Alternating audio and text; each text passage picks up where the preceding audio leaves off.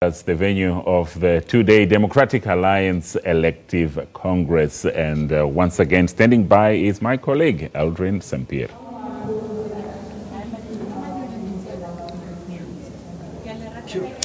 Indeed, still here at the Tshwane Event Center where the DA's Federal Congress is underway. Of course, today being day one, it will be a two-day Congress.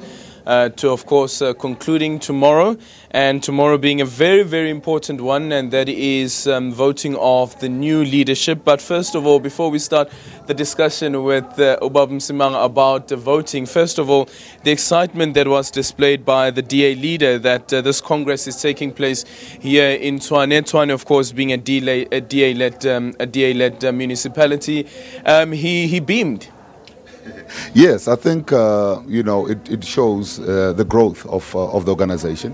It shows the growth of and the maturing of democracy in South Africa, that besides whatever might be said or whatever is happening, that we are maturing as South Africans, that we can change government, we can change parties in government without bloodshed, well, relatively with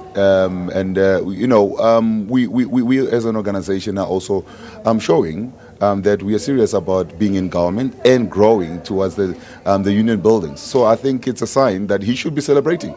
Many have said before that the DA may have reached the ceiling in terms of its white constituency, and saying that growth can now be found in townships, could be found amongst the black electorate as well. And looking at the number of black faces here compared to other congresses that you have attended, I was speaking to a couple of journalists. I have to admit that this is my first congress that I'm attending, but a couple of journalists that I've spoken to have said that there is definitely a change. And of course, Musi Mamani was speaking about how this is the biggest since last year, since the last one, which was 3 years ago. Well, look, I think it goes without saying that we are raising the question about, or we're raising concern about the system that is used to allocate delegations. And that is something that we have looked at the federal council level, and something that is going to receive attention going forward. But I think you do have quite a diverse group of people that are out here. Yeah.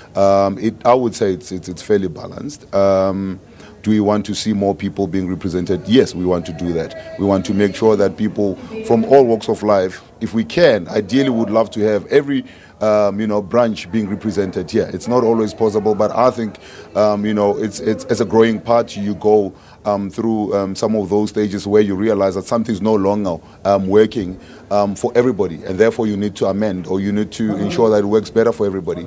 So those are things that we acknowledge and we'll work around.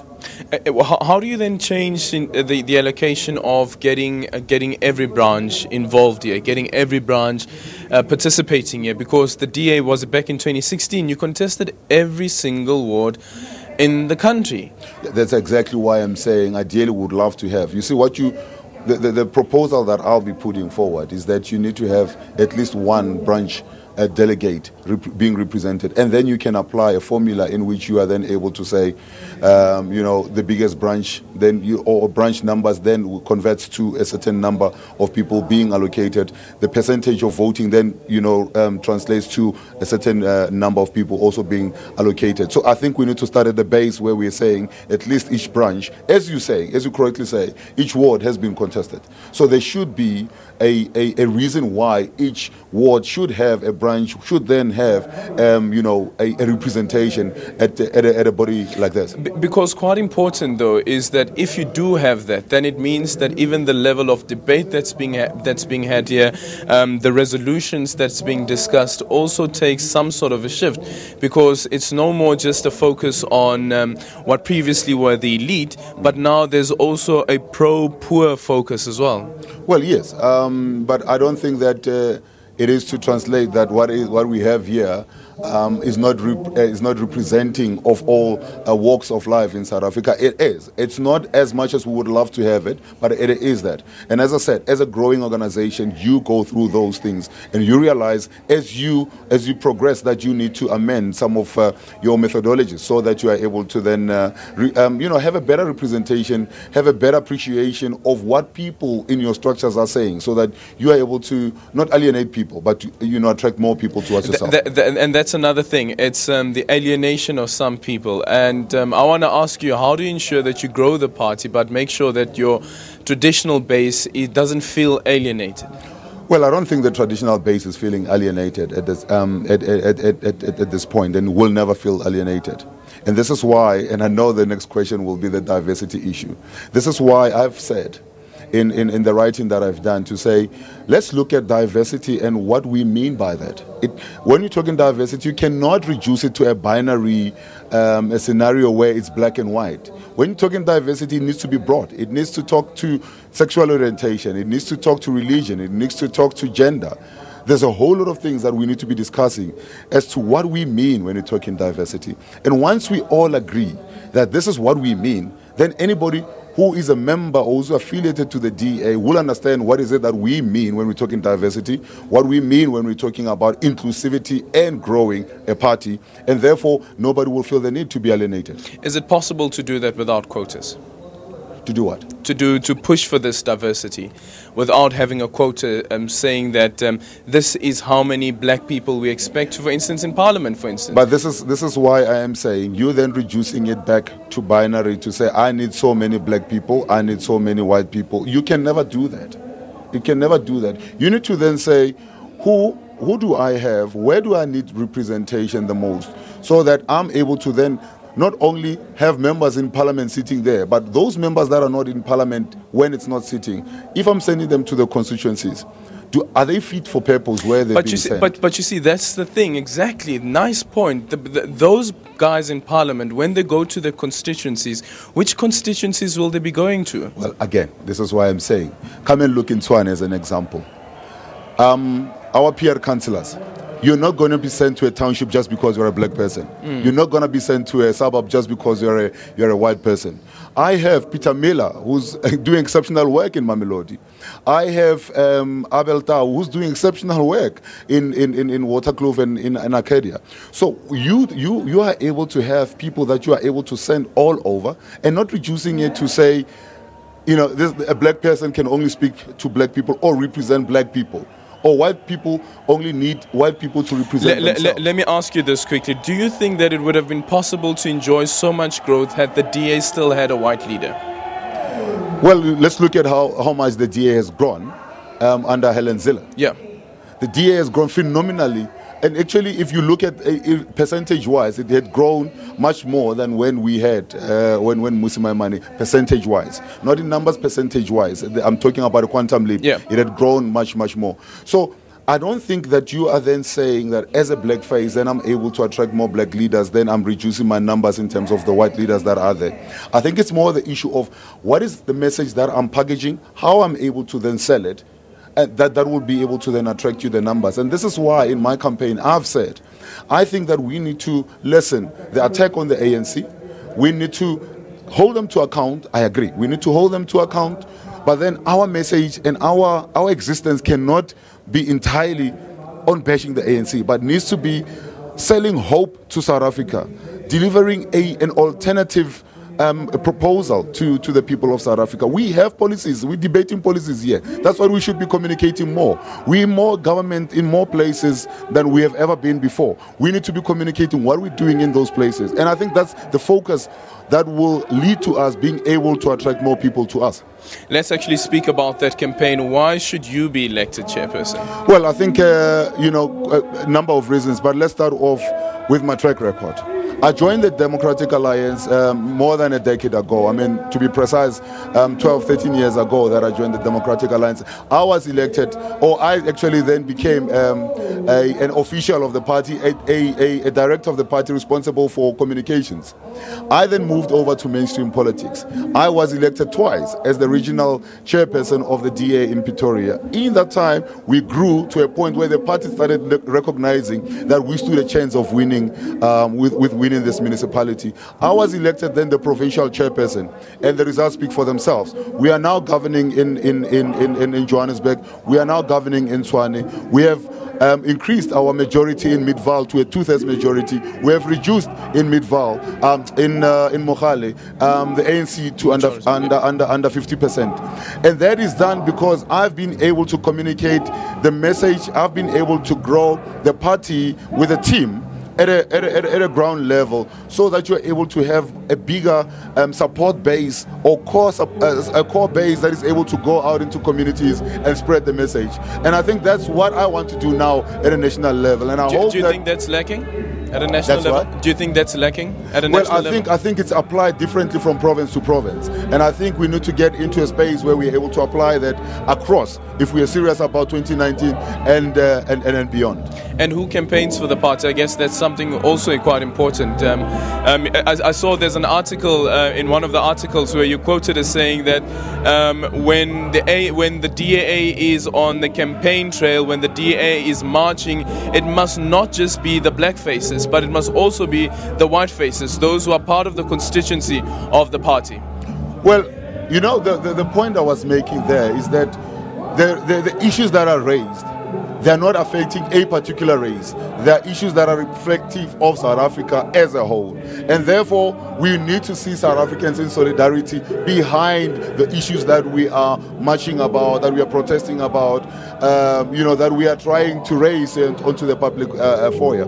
But taking that into consideration, or taking something else into consideration, is that there's a culture in South Africa of more black people feeling that they need to demonstrate, and white people feeling I can go to court. I can go to court, I run to court, and I will get my way there. So it's something that we also now need to take into consideration, that as part of diversity, people tend to do things differently from each other. Does it have an impact, though, on your image, on the image of the party, or the image that the party is trying to sell?